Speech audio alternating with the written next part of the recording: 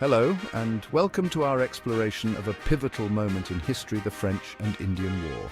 From the rugged wilderness of North America to the bustling courts of Europe, this conflict, a part of the larger 7 Years' War, would reshape the destiny of nations. Between 1754 and 1763, the great powers of the day clashed in a struggle for colonial dominance. This was not just a European war fought on distant shores. The French and Indian War deeply involved the indigenous peoples of North America, whose alliances with the French and British would prove decisive. It was on the frontier, amidst the vast forests and rolling hills, that the fate of a continent hung in the balance. Imagine the smoky haze of battlefields, the thunder of cannons echoing through the valleys, and the clash of steel in hand-to-hand combat. These were dangerous times, filled with both heroism and tragedy.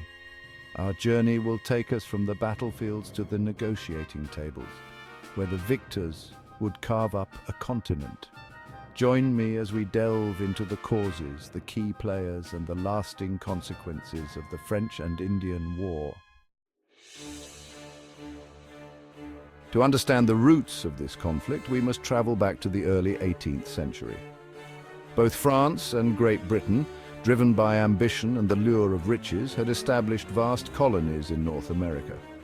The French, with their fur trading posts and alliances with Native American tribes, controlled a vast swathe of territory from the St. Lawrence River to the Gulf of Mexico.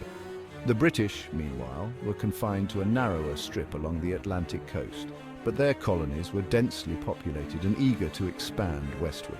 This westward expansion brought them into direct conflict with the French and their Native American allies. The Ohio River Valley, a fertile and strategically vital region, became the focal point of these tensions. Both sides claimed this land as their own, and neither was willing to back down. The French began constructing forts to solidify their claim, while the British encouraged their colonists to settle in the disputed territory. This volatile mix of territorial ambition, economic rivalry, and cultural differences created a powder keg primed for ignition. The spark that ignited the war came in 1754 at a remote outpost in the Ohio Valley called Fort Necessity.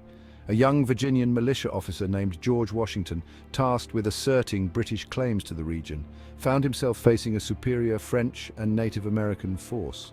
Washington, though inexperienced, fought bravely but was ultimately forced to surrender. This skirmish, though small in scale, marked the beginning of a much larger conflict.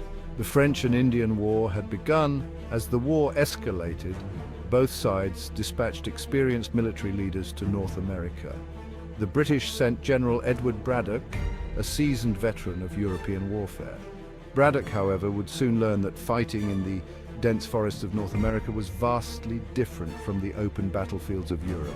In 1755, Braddock's army, marching towards Fort Duquesne, present-day Pittsburgh, was ambushed and routed by a combined force of French and Native American warriors.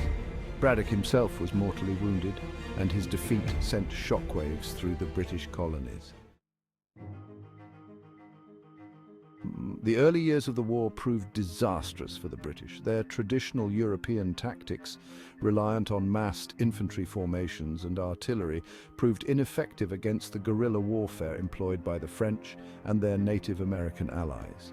The British, however, were nothing if not adaptable. They began to recognize the importance of adapting to the terrain and fighting style of their enemies.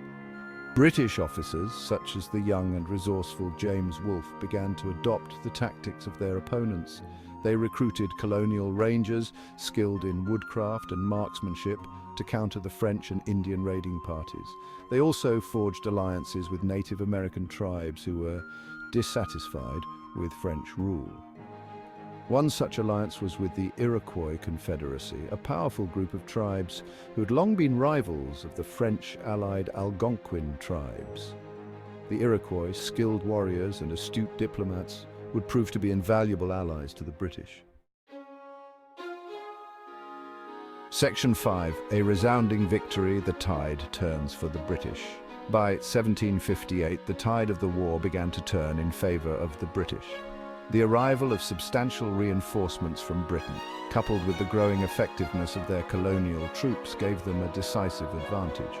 Under the leadership of William Pitt the Elder, the British government committed itself fully to the war effort. Pitt recognized that victory in North America was crucial to British global ambitions. He poured resources into the colonies, financing the recruitment of colonial soldiers and equipping them with the best weapons and supplies. Pitt's strategy paid off. In 1759, British forces captured the strategically vital Fort Louisbourg, cutting off French supply lines to their interior forts.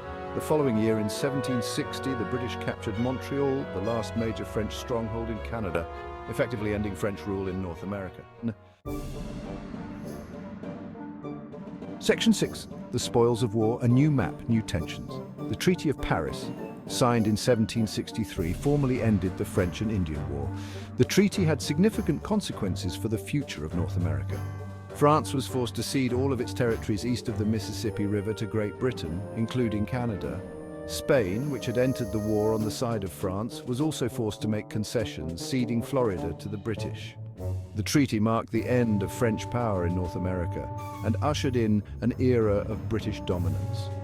The British colonies, now free from the threat of French encroachment, could expand westward into the vast territories they had won. However, the victory came at a cost. The war had left Britain deeply in debt, and the British government, seeking to recoup its losses, began to implement policies that would have far-reaching consequences for its American colonies. Section 7. The Price of Victory, Seeds of Discontent in America. The British victory in the French and Indian War had a profound impact on the relationship between Great Britain and its American colonies. The war had unified the colonies in a way they had never been before, fostering a sense of shared identity and purpose. Colonial soldiers, fighting alongside their British counterparts, had gained valuable military experience and developed a sense of pride in their martial abilities. However, the war had also sown the seeds of discontent. The colonists resented what they perceived as British indifference to their sacrifices during the war. They were particularly angered by the proclamation of 1763, which forbade colonial settlement west of the Appalachian Mountains. The British government, fearing further conflict with Native American tribes, enacted the proclamation to stabilize the frontier. But colonists viewed it as an attempt to limit their freedom and economic opportunities. Section 8. The Legacy of War, a stepping stone to revolution. In the aftermath of the French and Indian War, the British government, burdened by war debt, sought to impose greater control over its colonies and extract more revenue from them. This new approach to colonial governance, characterized by a series of acts designed to raise taxes and assert British authority, was met with growing resistance in America. The Sugar Act of 1764, which levied taxes on sugar and other imports, and the Stamp Act of 1765, which imposed a tax on all printed materials, were met with protests and boycotts. Colonists argued that these taxes, imposed without their consent, violated their rights as British subjects. The cry of "no taxation without representation" rang out from the colonial assemblies to the streets of Boston. The British government's attempts to enforce these unpopular measures, often through the use of military force, further inflamed tensions. The Boston Massacre of 1770, in which British soldiers fired upon a crowd of unarmed colonists, killing 5, became a rallying cry for colonial resistance. Section 9. Conclusion. Echoes of a Forgotten War. The French and Indian War, often overshadowed by the American Revolution that followed, was nonetheless a pivotal event in American history. The war transformed the colonial relationship with Great Britain, setting in motion a chain of events that would ultimately lead to the American Revolution. The war instilled in the colonists a sense of their own identity and strength, while simultaneously fostering resentment towards British policies they perceived as unjust. The echoes of the conflict, from the battlefields of the Ohio Valley to the streets of Boston, reverberated in the halls of the Continental Congress, where just a few years later the colonists would declare their independence. The French and Indian War, a struggle for control of North America, inadvertently paved the way for a new nation to emerge, the United States of America.